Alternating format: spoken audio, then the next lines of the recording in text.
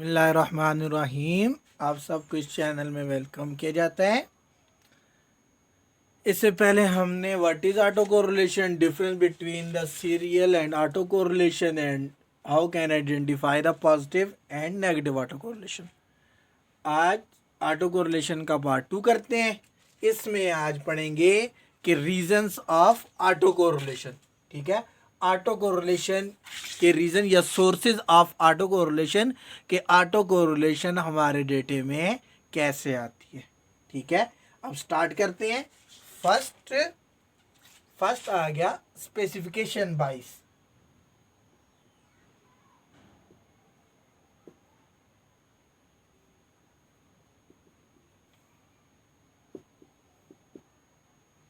Specification बाइस हमारे पास दो किस्म की होती है। एक हमारे पास आ गया ओमिटेड द वेरिएबल और दूसरा आ गया रॉन्ग फंक्शनल फॉर्म। ठीक है, पहली हमारे पास आ गई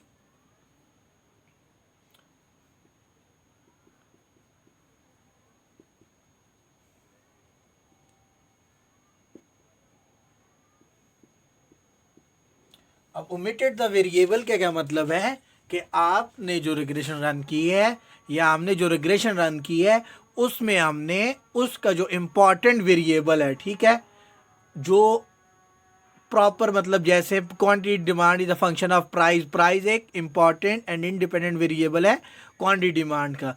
इस तरह का अगर हमने कोई वेरिएबल ओमिट कर दिया है, जब हम वो वेरिएबल ओमिट कर देंगे और अदर वेरिएबल से हम कोई रिग्रेशन रन करेंगे तो उससे हमारे डेटे में ऑटो कोरिलेशन आ जाएगी।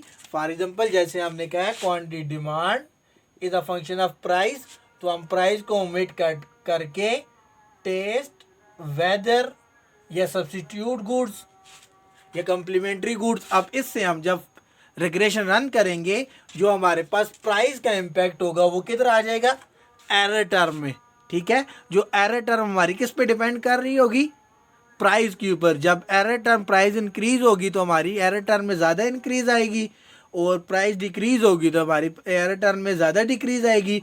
तो इस वजह से हमारे डेटे में ऑटो कोरिलेशन अकर हो जाएगी। अगर हमने कोई इंपॉर्टेंट वेरिएबल ओमिट कर दिया है या हमने अपने फंक्शन जो हमने लिया है उसमें नहीं रन किया तो उससे हमारे डेटे में ऑटो कोरिलेशन अकर होगी। ठीक है, दूसरा स्पेसिफिकेशन 22 में क्या आ गया, रॉन्ग फंक्शनल फॉर्म।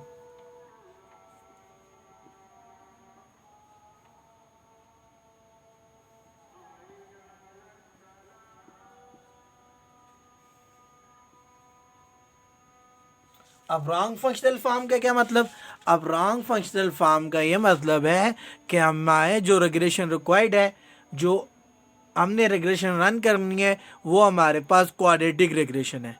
इसके बदले में हम लीनियर रिग्रेशन मॉडल रन कर लेते हैं या फिर हम नेचुरल लॉगरिथम मॉडल रन कर लेते हैं या कोई और मॉडल रन कर लेते हैं, मतलब इस्तेमाल कर लेते हैं। जो हमें मॉडल रिक्वायर्ड है वो वाला मॉडल हम यूज़ नहीं करते, तो इससे भी हमारे डेटे में ऑटो कोरिलेशन की प्रॉब्लम अक्कर होगी।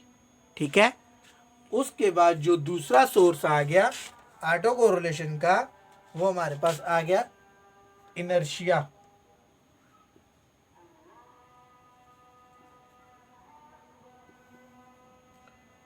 और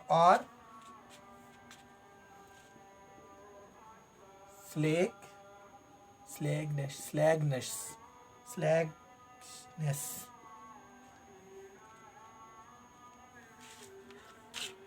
अब इसका मतलब ये आ गया कि कुछ वेरिएबल्स हमारे विद रिस्पेक्ट टू टाइम ज़्यादा इंक्रीज होते हैं अगर हमारे पास कोई एक वेरिएबल चेंज होता है, या इसी तरह कुछ वेरिएबल हमारे पास with respect to time slowly increase होते हैं।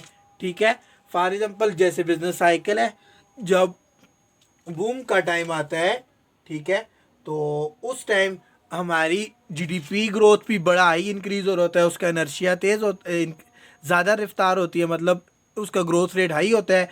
इसी तरह हमें जब हमारे पास उसका टॉप का पॉइंट आता है बिजनेस साइकिल का, तो उस टाइम हमारे पास एम्प्लॉयमेंट अपॉर्चुनिटी भी ज़्यादा इंक्रीज़ हो रही होती है।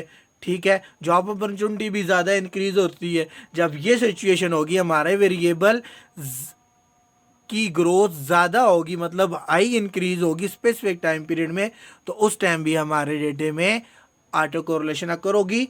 और इसी तरह जब हमारे पास रिसेशन का टाइम आता है, डिप्रेशन का टाइम आता है, तो उस टाइम हमारे वेरिएबल्स की जो ग्रोथ रेट होता है वो स्लो हो जाता है। ठीक है, तो जब हमारे वेरिएबल्स की ग्रोथ रेट स्लो होगा, मतलब जो ओरिजिनल ग्रोथ रेट है उससे बिल्कुल स्लो स्लो इंक्रीज करेंगे। ठीक है, current growth rate previous growth rate पे डिपेंड कर रहा होगा, तो उससे भी हमारे पास ऑटो कोरिलेशन की प्रॉब्लम अक्कर होती है। ठीक है, उसके बाद जो हमारे पास तीसरा आ गया सोर्स, कॉबवेब फिनोमेना।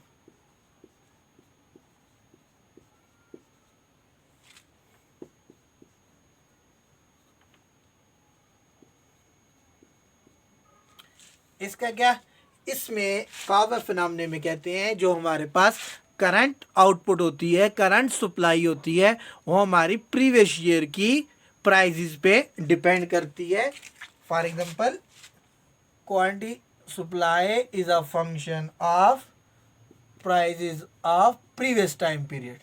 ठीक है, जब हमारी current supply previous time period के ऊपर डिपेंड करेगी, तो हमारी करंट एरर टर्म भी प्रीवियस टाइम पीरियड के ऊपर डिपेंड करेगी। जब ये सिचुएशन होगी तो उस टाइम भी हमारे पास ऑटो कोरिलेशन अकर होगी।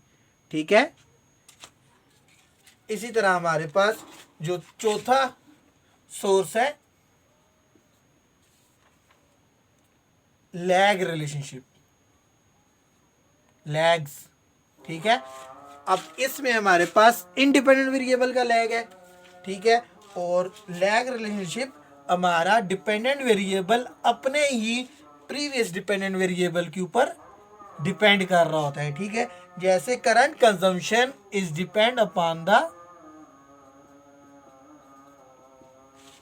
ठीक है, हमारी current consumption is a function of previous consumption. हमारी करंट टाइम की कंजम्पशन प्रीवियस टाइम की कंजम्पशन के ऊपर जब डिपेंड कर रही हो, तो हमारा करंट एरर टर्म भी प्रीवियस टाइम पीरियड के ऊपर डिपेंड कर रहा होगा। जब ये सिचुएशन होगी, जब लैग्स फॉर्म हमारे डिपेंडेंट वेरिएबल की भी होंगी, उस वजह से भी हमारे डेटे में ऑटो कोरिलेशन अक्कर होगी।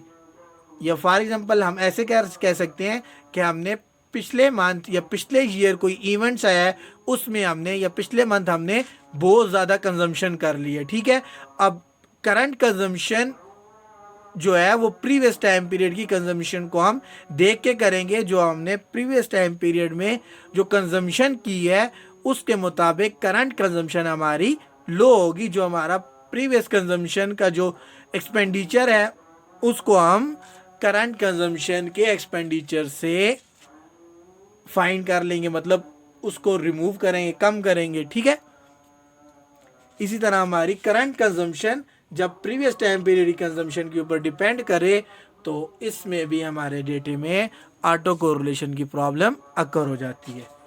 ठीक है, उसके बाद जो हमारे पास फिफ्थ सोर्स है, डेटा मैनिपुलेशन।